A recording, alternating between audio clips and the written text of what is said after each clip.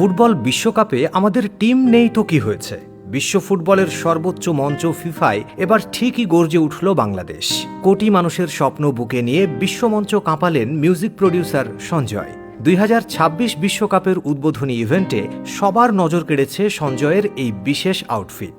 ভালো করে লক্ষ্য করুন, তার কোটির ডিজাইনে ফুটিয়ে তোলা হয়েছে রয়্যাল বেঙ্গল টাইগার, শাপলা আর বাংলাদেশের মানচিত্রের অবয়ব।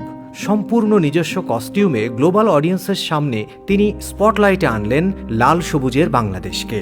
তবে চমক কিন্তু এখানেই শেষ নয়। ফিফার অফিসিয়াল ইভেন্টের ব্যাকড্রপে সঞ্জয় যখন বাংলাদেশ ফুটবল দলের অফিসিয়াল জার্সি উঁচিয়ে ধরলেন, তখন প্রতিটা বাঙালির বুক গর্বে ভরে যেতে বাধ্য। মাঠের ভেতরে লাল সবুজের জার্সি না থাকলেও সংস্কৃতির হাত ধরে ফিফার অফিসিয়াল মঞ্চে বাংলাদেশের এই রাজকীয় উপস্থিতি সত্যিই অনন্য। বাংলাদেশে জন্মালেও সঞ্জয় বড় হয়েছেন ক্যালিফোর্নিয়ায়। তবুও বিশ্বমঞ্চে সঞ্জয়ের এই অসাধারণ দেশপ্রেম সত্যিই প্রশংসনীয়।